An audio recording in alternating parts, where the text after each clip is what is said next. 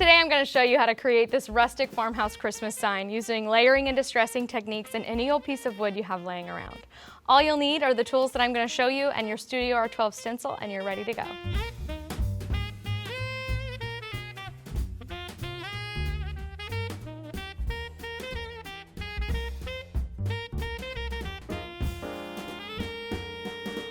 To save us some time, I went ahead and base coated my board with a black paint. And then what we're going to do is we're going to layer on some heavy white. A question that we've seen a lot in the comments has been, what brand of paint do we use? Something I just want to say is as long as it's acrylic, the brand doesn't really matter. They all kind of seem to do the same thing. So you're just looking for acrylic paints, and that's really it. Now what I'm going to do is I'm going to pour out a really good amount of paint, and I'm going to get a foam brush. Again, any 99-cent foam brush works just fine. Get them from the hardware store, anywhere you can get paintbrushes, anything like that. And I'm going to load my brush really good on the sides. Make sure it's not too glossy and gloppy though. So I've got a nice load on my brush here, and I'm going to pull from top to bottom. And because I'm going to be doing a lot of layering and sanding and distressing, I'm going to be sure I do heavy layers on this. So I'm not worried about nice and light streaking. I'm just going to get it on there heavy so that I've got stuff to sand away at the end. Now that I painted my whole board white, I went ahead and blow dried it, and I'm going to take my sander, and I'm just going to use light pressure because my board's still pretty tacky. I would even call it wet in some places, which is good for what we're doing, but you just want to be sure you're being cautious with the pressure on your sander. Which I am using a rough grit sandpaper here because I want those nice gouge marks. So if you can see, without pressing down at all, that's stripping really nice to that back black color that I based with originally. So I'm just going nice and slow, and if you see where that was thick and wet, look how gorgeous that looks. So it's just kind of all about dry time and being sure you have some spots that are still tacky. I'm trying to be sure as well that my stroke is going nice and straight so it looks like real wood grain.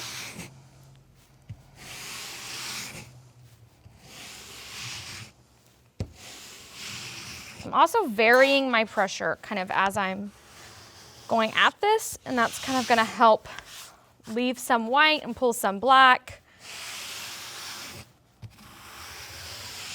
If I find a spot that's a little drier, it doesn't seem like it's stripping nearly as much, I'm just going to press into it just a little harder, and that'll give those nice gouges that we're looking for.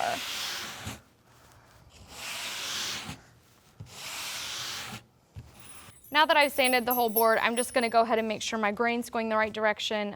I like it to go horizontal. If you want it to go vertical, that's kind of up to you, especially with a stencil like this. It's kind of that perfect square. Just however it best fits on your board and your home. And now I'm ready to lay my stencil. So this one fits exactly on my board, which is great. It means lining up is easy. So I'm just going to take some tape, and for taping, I just like to be quick. One in each opposite corner. So I'll put one at the top, and then I'll just throw one on the bottom, and I'm ready to go. Now I'm ready to use my stencil. I've went ahead and taped down both corners, and I'm ready to grab my tools, starting with my dome brush. This is one of the big keys for stenciling. A brush like this is going to ensure that you're not pushing paint under the edges, opposed to like a flat top. This dome brush is just really where you want to be. The next thing I'm going to get is my paper towel. This is important because stenciling is a layers game, so you want to be sure your brush is wet enough that it's going to dry quickly so you can put another layer on immediately. When you come across a stencil with lots of elements like this one, you just pick a color and you start with it. And you're going to paint everything that color until you're done, and then you switch to your next one. So I'm going to start with a nice Christmas red to base all my red letters with. With stenciling here, we're just going to pick up a little bit of paint.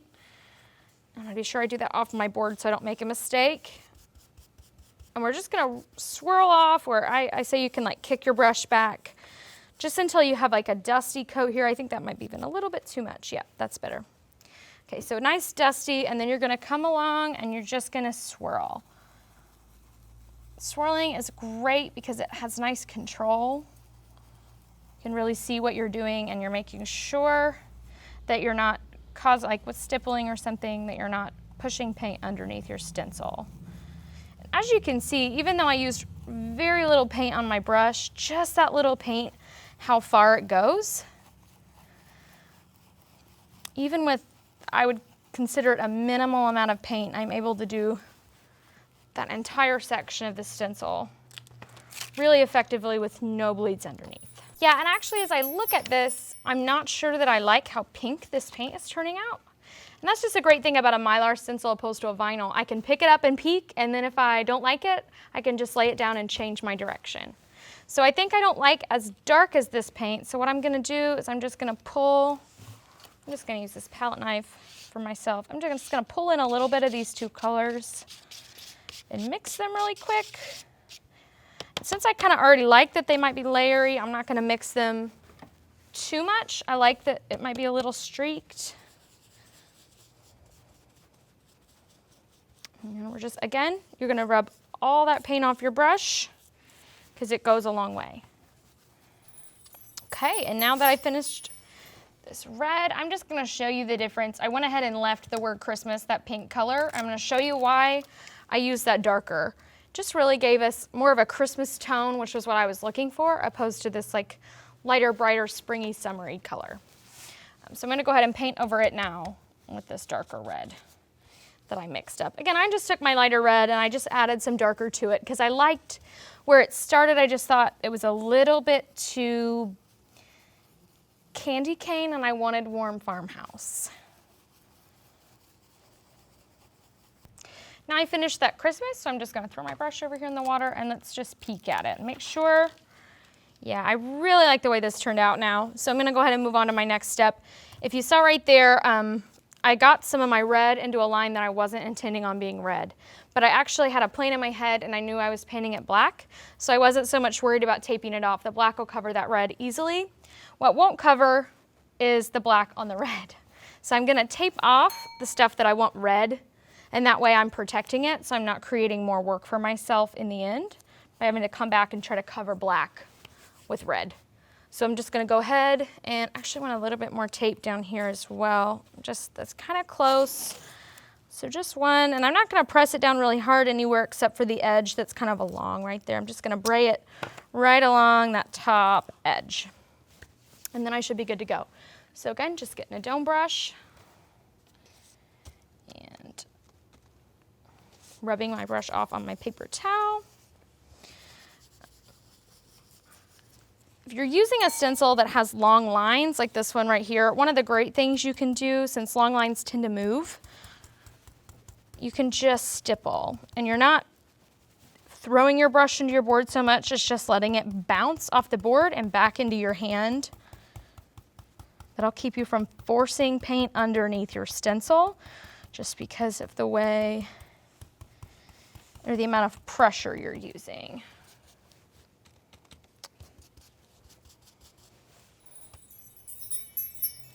Okay, so I'm just gonna run over this last bit one more time. Then I'm gonna lift up my stencil here and peek and just see what's going on underneath. Oop, if I could get a hold of it. There we go. Okay. All right, so everything looks really great.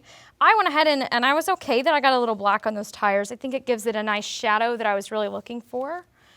And we'll peel up this tape, and as you can see, yep, no black on my red. Great, let's do this one as well. Okay, everything looks great. Now, last step I'm gonna do is I'm gonna paint these trees green. So I'm gonna go ahead and just reuse those two pieces of old tape, make sure they're secured on there good. That way I'm not wasting supplies and I'm still blocking so I'm not getting green on my black. When I'm doing trees, I like to have a good highlight and low light color. So just like with the red, I'm gonna choose complementary light and dark. So I'm gonna go ahead and get those ready. And I just chose two greens that I like. They looked Christmassy and looked kind of woodsy and rustic to me. Whatever colors you like, just go for it. It's your project, right? Make it your own. I just prefer to start with the light color, so I'm just gonna go ahead and pick that one. And I know that nice light swirl technique is gonna work really great for me here. So a really common problem with stenciling these large open areas like this is what we call digging a hole. Sounds kind of funny, but it essentially just means that you ran your brush over some wet paint and it picked it right back up. And so then what's gonna happen is everything around it's getting a layer, and you're going down a layer in the middle where you're digging the hole. So what you're kind of doing is just stripping away paint. So you want to be sure you let these big areas just be good and dry before you go at them with a second coat. So like right here, that's still kind of tacky. And this one, I'm going to give it even a second because they're all just a little bit tacky. So I'm just going to put my brush down. Sometimes I have to walk away because I tend to get really impatient. So if that's who you are, just leave your project here for a little bit and come back to it in a few minutes. So now I went ahead and just made sure my trees were dry for their next coat. I'm going to use what's called dirty brushing, which means I take my same brush with that other paint on it and I just dip it into this dark paint. This feels like a good moment though to talk about the dirty brush technique is that same dry brush, not a dirty brush from your water bucket. If you're using a wet brush on your stencil, you're gonna have a runny, gloppy mess underneath and it's just gonna ruin your whole project. So please, please, please, use a dry brush, not a damp brush and not a wet brush, but a dry brush. Okay, so let's get started with that dirty brushing. I'm just gonna pick up a little bit of that dark and I'm gonna let those colors kind of mix on my towel here. And you just want to be sure you're not picking up a lot. Your pickup should be so little and so light because the more you do this on your paper towel this time, the more blended it's going to become and it's becoming a really flat color. So just nice and light. And I'm going to run side to side, just kind of anywhere that I think might use it. I can stipple just a little bit on my paper towel there. We're just gonna go until you like what you're seeing on your trees. I think that one looks good. I'm gonna go back to that spot of kind of mixy color. Pretty, okay. Yeah, I'm loving this tree. Okay, so the kind of the key here is just being sure you're not over mixing the color on your brush because again, then you're just gonna get kind of a flat color. Whereas you want to just have a little bit of each in different spots of your brush because it's going to give you this kind of stripy, layery look. It's going to sell the tree story on your project.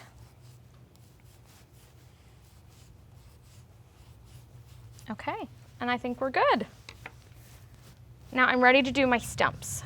So since those stumps are just little details, you could definitely leave them green and no one would know, or you can take a little bit of whatever brown you have on hand, and if you need to lighten it, just add some white.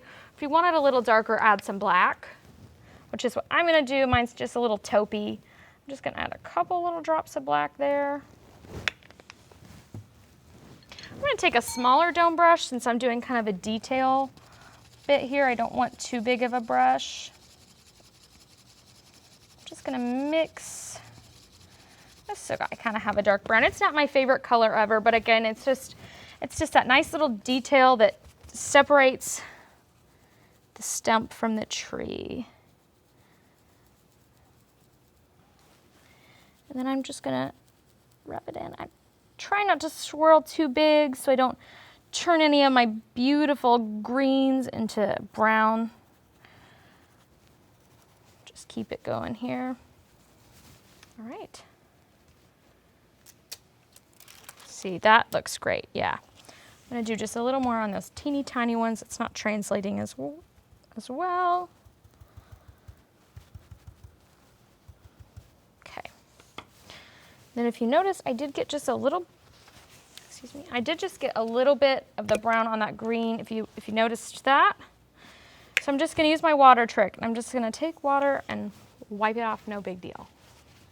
Okay, now that I've got my project right where I want it, my trees look great, I'm gonna go ahead and peel my stencil. Oh wow, this looks really great. So I'm super loving this project, but I think I could just elevate it to the next level by using like a taupe wash over top of it. So I'm gonna almost create a stain with this brown paint I have going on here and this kind of grayish mixture that I already made. I'm gonna just add a little bit of water. A little bit of water is kind of the key here. I'm gonna mix it in, just using this foam brush here. Just a moment on the foam brush. It's really great for a lot of things, just not stenciling. So be sure you never use it on your stencil, but it's great for basing your boards or doing any kind of staining techniques. Great for things like that. Okay, and then I'm just gonna take this and I'm gonna throw it across the edges here of my board. Then I'm gonna take a paper towel, just gonna rub it in. There we go. That is absolutely beautiful. So this technique right here, like I said, is just gonna elevate your project to that next level of skill. It's just gonna really create something beautiful. So if you wanna look at that section right there, just in comparison to this, this in your home is gonna look like really, really masterful. I'm just gonna kind of keep going. I'm gonna do a long, just gonna finish one across the middle there. Oh, that looks so beautiful. I'm just gonna take my paper towel and I'm gonna kind of wipe again, but I think I might wanna add a little bit of texture. So I'm just gonna use my paper towel here, and instead of wiping to blend it in, I'm gonna blot. And I think that looks beautiful. That's a great technique, but I don't know if I like where I put it. So I'm actually gonna go ahead, I'm gonna wipe it back in, just kind of undo it, and I'm gonna put that in the corners because I think that's a good corner anchor. And if you saw, I pulled in some gray kind of as well. Get a couple of different tones. Yeah, I think that's really great there in my corners. It's gonna give it a nice antique look there. Just really changed the face of my project. I am in love with this board. This project turned out amazing. And then I'm just gonna go at it one more time to anchor my edges here using that same dirty brush with the same colors, and I'm gonna add just this touch of this black onto my brush here. I'm gonna pull here just on my edges, even going over top of what I've already done, just to add another layer. I'm just gonna tap this one more time, and it's even okay. See, I like that my paintbrush has a little bit of paint on it. It's leaving, or my paintbrush, my paper towel, I'm using it as a paintbrush because I've loaded it just a little bit with some black, so it's leaving some stuff behind, kind of helping me out there. All right. Wow, this project looks amazing. Oh my gosh, this looks awesome. So now that I've got that technique, I'm ready to seal it with either a polyurethane if you're gonna have to weatherproof it, or just a simple wax will work if you're just wanting to prevent yellowing and chipping over time.